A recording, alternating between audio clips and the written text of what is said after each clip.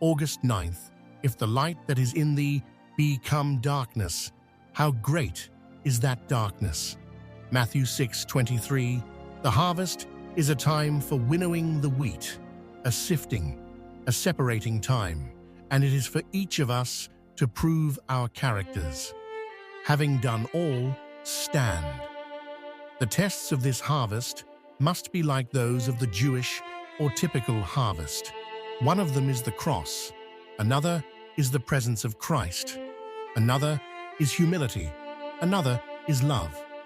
The Jews were reproved because they knew not the time of their visitation. The matter is doubly distressing for those who have once seen the light of present truth and afterward go into the outer darkness. It implies unfaithfulness. Reprint 3437. Welcome back to our deep dive. Today we're getting into something quite profound, a passage from Matthew 6.23. It says, "If the light that is in thee become darkness, how great is that darkness?" Powerful words. Absolutely. And our mission really is to explore how our source, Daily Heavenly Manna for August 9, unpacks this. It talks about a harvest, you see, but not just gathering crops. It describes it as a time for winnowing, a sifting, a separating process. A sifting. Yeah, and this harvest, according to the source, it's all about proving our character. It leads to that idea of being able to say, having done all, standing firm after everything. You're right, standing firm. And what's interesting is how the source explicitly links these, well, our tests today, to the tests from the ancient Jewish harvest, the typical harvest, as it's sometimes called. It kind of sets a historical pattern for this spiritual sifting. Exactly. It provides that context. Okay, so let's unpack that a bit. Yeah. The source points to 4 very specific tests for this harvest time. It lists the cross, which seems to mean embracing sacrifice, maybe hardship. Mm-hmm. Then the presence of Christ, like spiritual awareness and humility and love. So why these 4? What makes them the crucial character trials, according to this interpretation? Well, what's fascinating here is how personal they are. The source actually points to the example of the Jews in ancient times.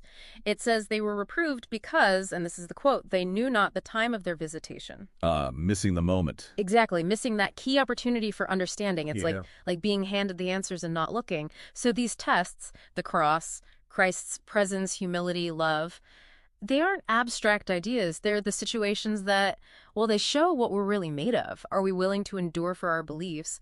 That's the cross. Can we perceive spiritual truth? That's the presence. Are we humble, truly loving? These situations test that. And, this gets even more serious, doesn't it? The source talks about a doubly distressing state. This is for people who have once seen the light of present truth. That's the term it uses for, like current understanding. And afterward go into the outer darkness. Outer darkness. And it connects this directly, no ambiguity, to unfaithfulness. Right. And that really raises the stakes, bringing us back to that Matthew quote. What does it mean? How great is that darkness? The source suggests the greatness comes precisely because light became darkness. Ah, okay. The loss itself. Yes, exactly. Losing something precious you once had.